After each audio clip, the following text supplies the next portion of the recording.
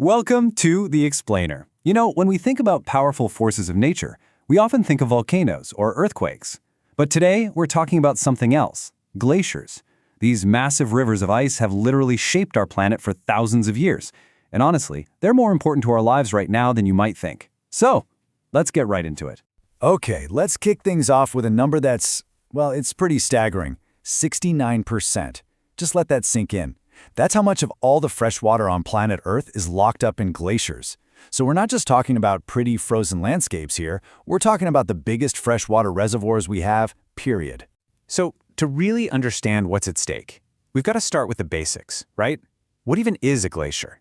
How does one of these incredible rivers of ice actually come to be? All right, so the official definition here has two really important parts, on land and flows.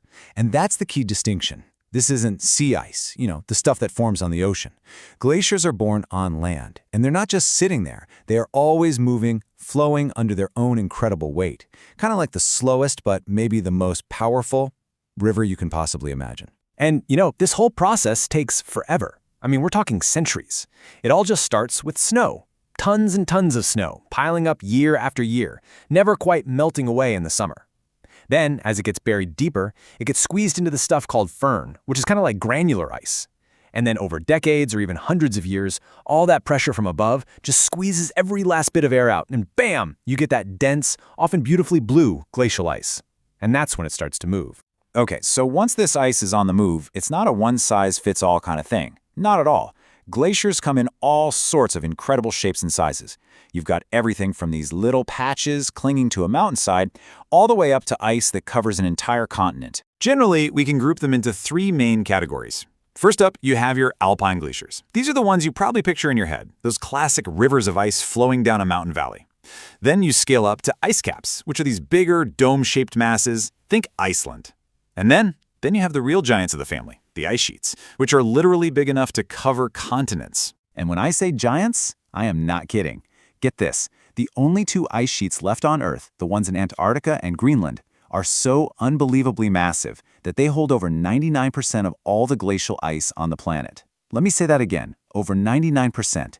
That means all the other thousands of glaciers combined, they make up less than 1%. It's just mind-boggling. So, what does all that ice actually mean in practical terms? Well, it translates to a truly jaw-dropping potential for sea level rise.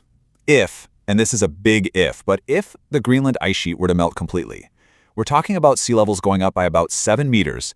That's 23 feet. And Antarctica? If that went, it would add another 60 meters. That's almost 200 feet. That's the sheer scale of the water we're talking about, locked up in ice.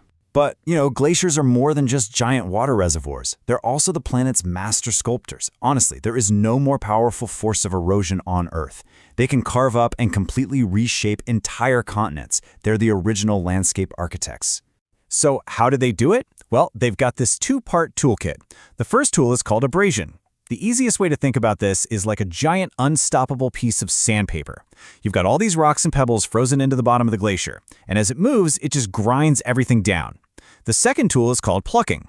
This is where water melts, seeps into cracks in the bedrock, and then refreezes. When it freezes, it expands, and it literally just rips or plucks huge blocks of rock right out of the ground. And the landscapes this combo of grinding and plucking leaves behind? Absolutely spectacular. We're talking about those iconic, wide, U-shaped valleys you see in places like Yosemite, or the incredible deep fjords in Norway. They even sculpt mountains, creating those super sharp, pyramid-like peaks. Think of the Matterhorn. That's a glacier's handiwork. Okay, this is all fascinating stuff, but it leads to the big question, right? Why should you or I care about this today? Well, the answer is simple. These seemingly remote chunks of ice are actually vital to civilization. You can think of them as the world's frozen water towers. And I want you to hear this number, 2 billion. That's not a typo. 2 billion people, almost a quarter of everyone on Earth, depend on rivers that get their water from melting glaciers.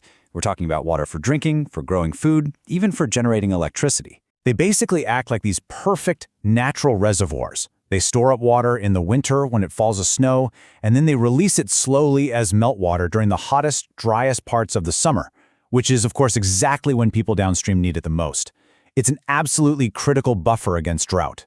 And look, this isn't some isolated phenomenon. We're talking about some of the world's most famous, most important rivers. You've got the Indus and the Ganges in Asia, the Colorado River out in the American West, the Rhone over in Europe. All of these huge, life-giving rivers depend on that frozen water supply stored high up in the mountains. And that brings us to our final section, and frankly, the most urgent one. Because those frozen water towers we just talked about, well, they're sending us some pretty clear warning signs about the future.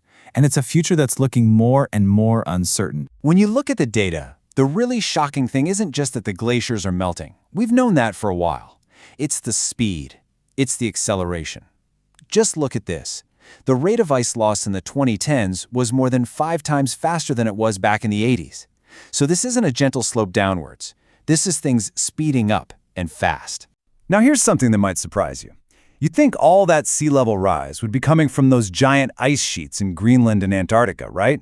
And while they hold the most water for the long-term future, right now, it's actually all those smaller mountain glaciers around the world that are doing a huge amount of the work. They're contributing about 1/4 of all sea level rise. They might be small individually, but together, their impact is massive because they're melting so quickly. So all of this leaves us with a pretty heavy question. Glaciers are like the planet's thermometer. They don't lie. They respond directly to changes in temperature. We've seen how they work as these essential water towers for billions of us. So as we watch those towers start to shrink, and shrink faster every year, we really have to ask ourselves, what comes next? What happens when that tap starts to run dry?